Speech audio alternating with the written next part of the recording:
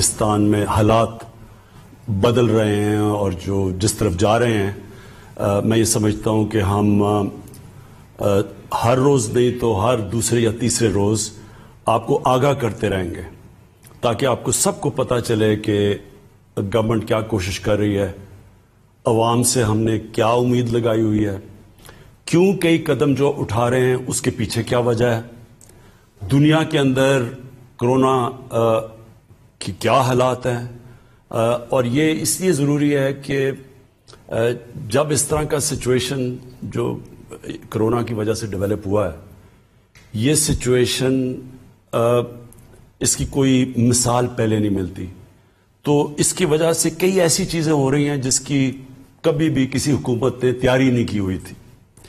تو سب سے پہلے تو میں آپ سب کو مبارک دیتا ہوں، اپنی قوم کو مبارک دیتا ہوں کہ اور اللہ کا خاص طور پہ اللہ کا شکر ادا کرتا ہوں کہ جو ہم اس وقت کیلکولیٹ کر کے بیٹھے تھے، اور کیلکولیشن کون کرتا ہے؟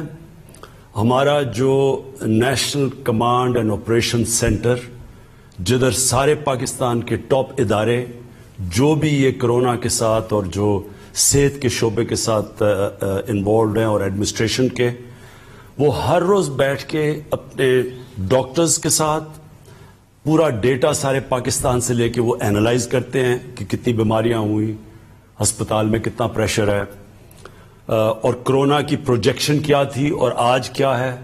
تو یہ ہر روز یہ مسلسل یہ انالیسز ہو رہا ہوتا ہے، جائزہ لیا جا رہا ہوتا ہے، اور اس کے مطابق جو میں آپ کو مبارک دینا چاہتا ہوں کہ اس کے مطابق آج نہیں 25 اپریل تک ہم اندازہ یہ تھا کہ 50,000 کرونا کے مریض ہوں گے پاکستان میں، اور آج جو ہم کیلکولیٹ کر رہے ہیں انشاءاللہ 15,000 تک کرونا کے مریض ہوں گے۔ جو کیلکولیشن پہلے تھی 50,000 ہونے تھے، آج جو ہم سارے اسیس کر رہے ہیں، جو جتنے بھی کرونا کے کیسز آ رہے ہیں، تو آج ہم سمجھتے ہیں کہ 12 اور 15,000 کے بیچ میں۔ اس کا مطلب کیا ہے؟ اس کا مطلب یہ ہے کہ جو ہمارے ہسپتالوں کے اندر فیسلٹیز ہیں وہ اتنی ہیں کہ ان 12 سے 15,000 میں جن کو انٹینسو کیئر کی ضرورت ہے، جن کی طبیعت اتنی خراب ہو جائے گی کہ ان کو انٹینسو کیئر ہاسپٹل کی جو وہ فیسلٹیز چاہیے ہوں گی جو انٹینسو کیئر میں، مثلا وینٹیلیٹر اور آکسیجن، تو اب تک ہمارے پاس جتنے مریض آ رہے ہیں اور جو ہمارے پاس فیسلٹیز ہیں، انشاءاللہ اس ریٹ کے اوپر ابھی اس مہینے ہمیں کوئی مسئلہ نہیں ہوگا، ہمارے پاس وہ فیسلٹیز ہیں ہمارے ہاسپٹلز میں۔ لیکن جو ہم آگے دیکھ رہے ہیں کرونا کے کیسز بڑھیں گے، آپ جس طرح ساری دنیا میں دیکھ رہے ہیں کیسز بڑھ رہے ہیں، کہ سلو ڈاؤن ہو بھی رہے ہیں پھر بھی بڑھ رہے ہیں کیسز، تو ہم یہ اندازہ لگا رہے ہیں کہ ہمیں جو مشکل پڑے گی وہ پڑے گی مئی کے 15 سے لے کے مئی کے 20 یا 25 تاریخ تک۔ ہم سمجھتے ہیں کہ ہمارے ہاسپٹلز کے اوپر پریشر زیادہ پڑے گا۔ جو پریشر 25 اپریل میں پڑنا تھا وہ اب چلا گیا آگے 15 اور 20 مئی تک، اور اس تک ہم پوری تیاری کر رہے ہیں۔ ہماری این ڈی اے میں دنیا سے ابھی بھی ہر روز کانٹیکٹ پہ ہیں، وینٹیلیٹرز کے اوپر جو بھی چیزیں ہمیں ضرورت ہے اس کے اوپر تیاری پوری کر رہے ہیں۔ لیکن میں ابھی بھی آپ کو کہوں کہ اگر ہم زیادہ احتیاط کر دیں تو ہو سکتا ہے کہ یہ اور آگے چلا جائے، یعنی جس طرح ہم 25 اپریل کو سمجھ رہے تھے یہ چلا گیا 10 سے 20 مئی تک، اور اگر ہم جو میں ابھی بعد میں آپ سے بات کروں گا، اگر ہم نے احتیاط کر لی تو یہ اور بھی آگے جا سکتا ہے۔ اور یہ اس لیے ہے کہ آج ہم اس خوش قسمت کنڈیشن میں اس لیے، اور خوش قسمت اس لیے میں کہہ رہا ہوں کہ آپ دنیا میں اور ملکوں کا حال دیکھیں اس وقت کہ کس طرح 1000 800 دن میں لوگ مر رہے ہیں وہاں، تو اس کے مقابلے میں میں یہ کہہ رہا ہوں کہ ان کا جب موازنہ کیا جائے تو ہمارے حالات بہت بہتر ہیں۔ تو اور میں یہ اس لیے بھی ہیں کہ جب 26 کورونا کے کیسز تھے پاکستان میں 13 مئی کے قریب، تو ہم نے تب لاک ڈاؤن کیا تھا پاکستان میں. ہاں 13 مارچ کو، تو ہمارا 26 فروری کو پہلا کیس آیا تھا، اور جب ہمارے 26 کیسز ہوئے تو 13 مارچ کو ہم نے اپنا لاک ڈاؤن شروع کیا تھا. اور اس لاک ڈاؤن کے بعد مختلف کئی صوبوں نے، سندھ نے زیادہ کیا لاک ڈاؤن، باقی صوبوں نے کم کیا. لیکن اللہ کا کرم یہ ہے کہ ہمارے جو بھی ہم نے قدم اٹھائے، ہم نے جب زائرین بھی آئے تو ان کو کوارنٹین کیا، ان سے پھیلا نہیں. تو اور اس سے پہلے ہم نے کوئی 8 لاکھ یعنی 13 مارچ تک 8 لاکھ لوگوں کو ہم ایئرپورٹ پہ اسکرین کر چکے تھے. تو اللہ کا شکر ہے. اور پھر چائنا سے بڑا پریشر تھا کہ ہمارے جو اسٹوڈنٹس تھے ووہان میں، جو شہر میں جدھر کرونا شروع ہوا، ان کو واپس بلایا جائے. ہم نے پریشر لیا، اور اللہ کا شکر ہے کہ ایک بھی کیس ہمیں چائنا سے پاکستان نہیں آیا. اب جدھر آج ہم کھڑے ہیں، ہم نے جس طرح آپ نے دیکھا کہ ہم نے آہستہ آہستہ فیصلہ کیا کہ ہم اب جو لاک ڈاؤن کی کنڈیشنز کم کرنے لگے، جس میں سب سے بڑا جو سیکٹر ہے کنسٹرکشن کا، ہم نے فیصلہ کیا کہ کنسٹرکشن کا سیکٹر ہم کھولنے لگے. تو وہ کیوں کھولنے لگے یہ میں پہلے بھی آپ سے بات کر چکا ہوں، لیکن میں یہ بات پھر سے دہراؤں گا کیونکہ آپ کو سمجھنا چاہیے کہ ہم یہ کیوں قدم اٹھا رہے ہیں. دیکھیں، ہمارے جیسے ملک پاکستان، ہندوستان، بنگلہ دیش، ساؤتھ افریقہ جیسے جگہ جدھر کچی بستیاں ہیں، جدھر غریبوں کی بستیاں ہیں، جدھر کچی آبادیاں ہیں، جدھر شینٹی ٹاؤنز جن کو کہتے ہیں، فلپینز ہے، یہ سارے ملکوں کے اندر جو کنڈیشنز ہیں، جو حالات ہیں، وہ مغرب سے مختلف ہیں. مثلا یورپ اور اگر امریکہ کا آپ دیکھیں تو ان سے ہمارے مختلف حالات ہیں. ہمارے کچی آبادیوں کے اندر، ہمارے غریبوں کے محلوں کے اندر لوگ جڑ کے رہتے ہیں. ایک ایک کمرے میں 6 سے 5 سے 8 لوگ بھی رہتے ہیں. اور وہاں کئی بدقسمتی سے پاکستان میں کچی آبادیوں میں یہ حالات ہیں کہ پانی نہیں ملتا اتنا. تو ہم جب ایک قوم فیصلہ کرتی ہے کہ ہم لاک ڈاؤن کریں گے، تو یہ ضرور سوچنا چاہیے کہ جب ہم لاک ڈاؤن کریں گے تو ہماری نظر میں ہونا چاہیے کہ یہ جو غریبوں کی آبادیوں میں لوگ رہتے ہیں، ان کے اوپر اس کے کیا اثرات آئیں گے. اور مجھے افسوس سے کہنا پڑتا ہے کہ پاکستان کے اندر، میں کیونکہ میری عمر تقریباً پاکستان جتنی ہے، میں ساری زندگی یہ دیکھتا رہا ہوں کہ ہم جو قانون بناتے ہیں، پالیسیز جو ہم بناتے ہیں، ہم صرف ایک چھوٹی سی ایلیٹ کلاس کا سوچتے ہیں. ہم اگر تعلیم کا بھی نظام پاکستان میں ہم نے، اور میں اس پریولیج کلاس سے ہوں جس کو بہترین تعلیم ملی، لیکن ہم نے کبھی یہ نہیں سوچا کہ عام لوگوں کے لیے جو تعلیم ہے، کیا وہ مقابلہ کر سکتے ہیں ہمارے جیسے لوگوں کا جن کو چھوٹے سے طبقے کو اچھی تعلیم انگلش میڈیم ملتی تھی. اسی طرح ہم نے آہستہ آہستہ گورنمنٹ کے ہسپتالوں کو تباہ ہوتے دیکھا. غریب لوگوں کے لیے گورنمنٹ ہاسپٹل اور امیروں کے لیے پرائیویٹ ہاسپٹلز، اور جو سپر رچ تھے ان کے لیے لنڈن کے اندر علاج کروانا. یہ ایک طبقاتی نظام پاکستان میں ڈیولپ ہوا. طاقتور اگر عدالت میں جاتا ہے، اس کے پاس بڑے بڑے وکیل ہوتے ہیں، وہ جو مرضی ڈاکے مارے وہ بچ جاتا ہے. جیلوں میں غریب بھرے ہوئے ہیں. یہ جو ہماری مائنڈ سیٹ ہے، جب ہم لاک ڈاؤن کرتے ہیں، ہمیں یہ اور سوچا نہیں. 18th امینڈمنٹ کے بعد صوبوں کے پاس اختیارات ہیں، وہ اپنے فیصلے کر سکتے ہیں.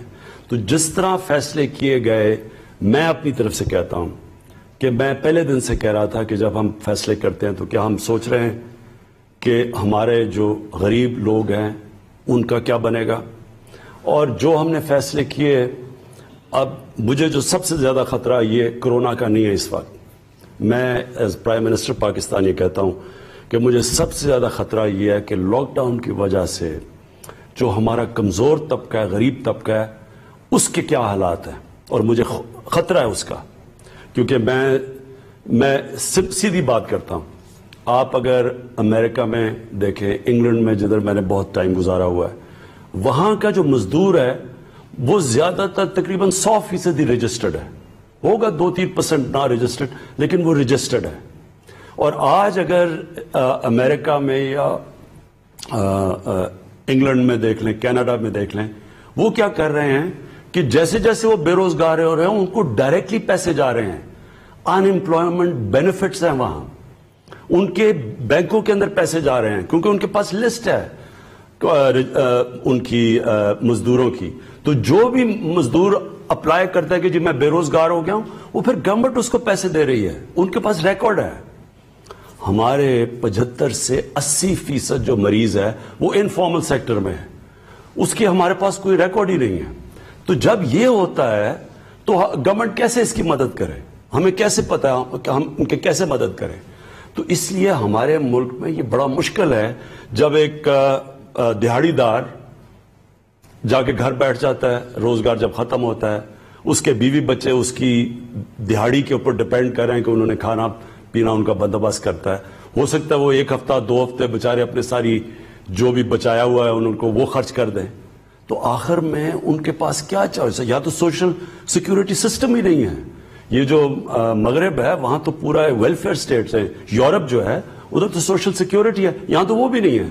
اس لیے جب ہم فیصلہ کرتے ہیں ہمارے حالات مختلف ہیں، اور اس لیے ہمیں یہ جو کنسٹرکشن ہے یہ ہم فیصلہ اس لیے کھولنے کا کیا، میں نے اور میرے کیبنٹ ہیں، کیونکہ ہم یہ سمجھ رہے ہیں کہ ہم پہنچ ہی نہیں سکتے اتنے زیادہ یہ جو ان رجسٹرڈ مزدور ہیں، ہم ان کے پاس نہیں پہنچ سکتے. ہم نے احساس پروگرام کیا، یہ پاکستان کی تاریخ کا سب سے بڑا پروگرام ہے.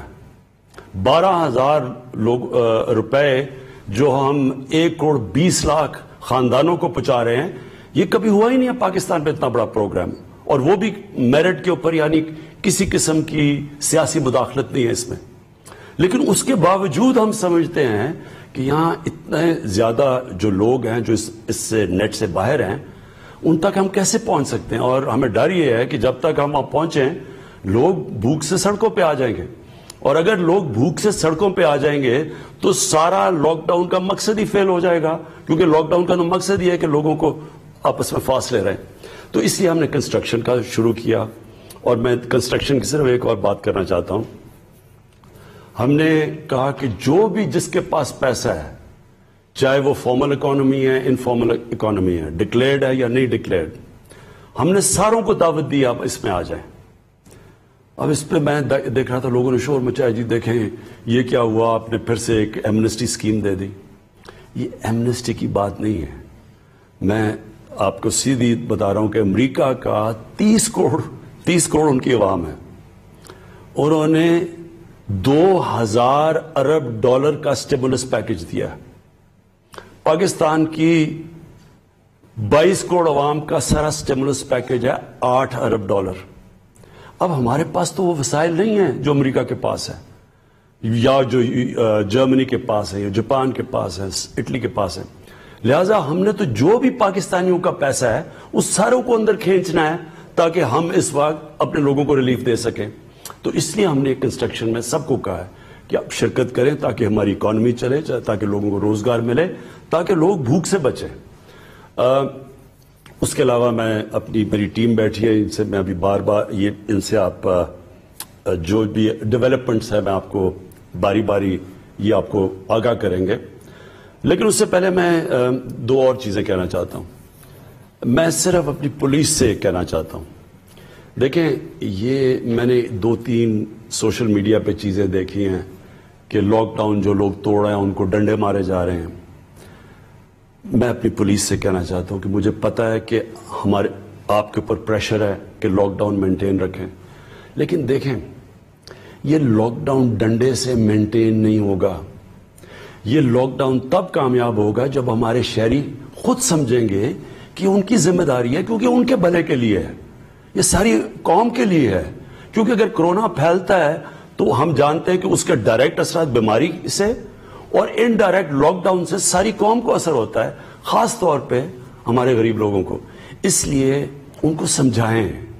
میں جو بھی پاکستان کے اوپینین میکرز ہیں، ہمارے جو آرٹسٹ ہیں، جو ہمارے کالمنسٹ ہیں، جو ہمارے ٹی وی پہ اینکرز ہیں، جو ہمارے علماء ہیں، میں سب کو آپ کو کہتا ہوں کہ آپ سب کا کام ہے کہ عوام کو بتائیں کہ یہ ہم سب کے بھلے کے لیے ہے کہ اگر یہ ہمارا لاک ڈاؤن کامیاب ہوتا ہے، جتنی جلدی کامیاب ہوتا ہے اتنی جلدی ہم واپس اپنے کاروبار کھڑے کر سکتے ہیں، ملک نارم پہ جا سکتا ہے۔ تو اس لیے بجائے ان کو مارنے کے، کیونکہ ڈنڈے سے یہ نہیں ہونے لگا، ساری دنیا میں اب سامنے آ رہا ہے، بنگلہ دیش میں، فلپینز میں، ساؤتھ افریقہ میں، ہندوستان میں بھی آپ دیکھ لیں، کوئی بھی ڈنڈے سے یہ لاک ڈاؤن 1-2 ہفتے تو شاید کامیاب ہو جائیں، اس کے بعد نہیں ہو سکتے۔ تو اس لیے ان کو اپنا سمجھیں، ان کو سمجھائیں لوگوں کو، اور لوگوں کو ہم سارے سمجھاتے رہیں گے کہ یہ آپ سب کے بھلے کے لیے۔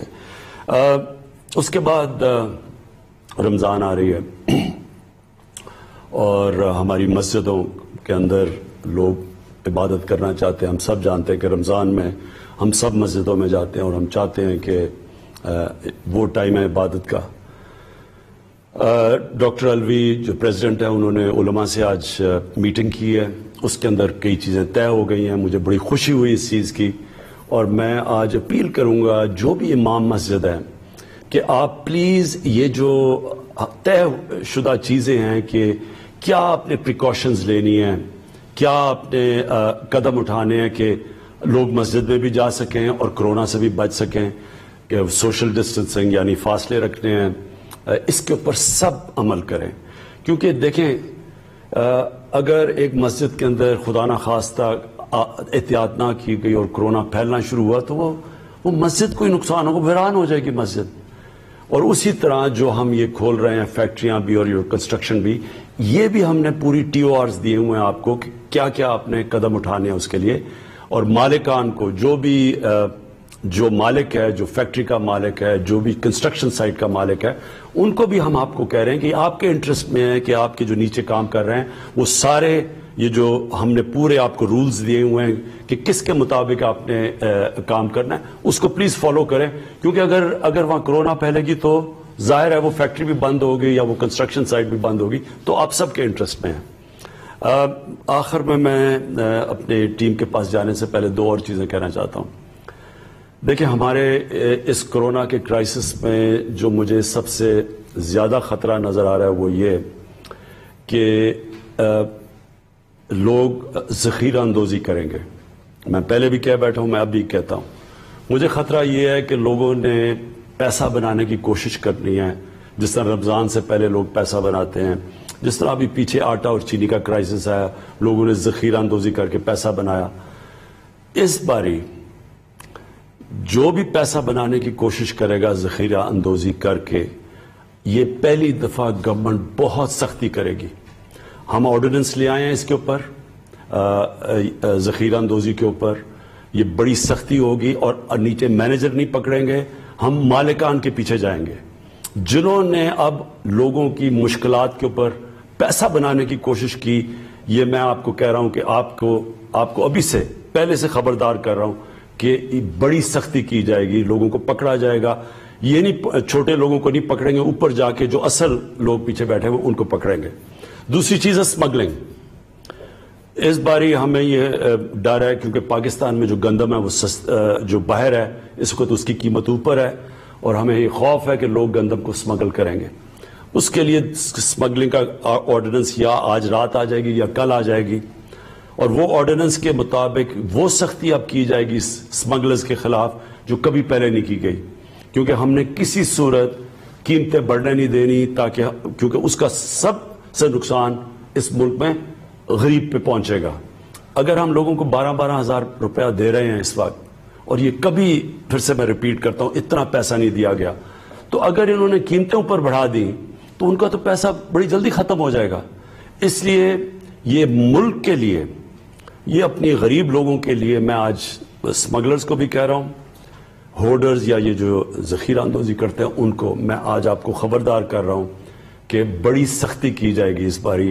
ہم نے یہ 2 آرڈیننس لے کے آ رہے ہیں، اور یہ صرف لے کے آ رہے ہیں اس لیے اپنی قوم کو بچانے کے لیے، اسمگلر سے بھی اور یہ جو کہ ذخیرہ اندوزی کر کے مہنگائی کر کے پیسہ بناتے ہیں۔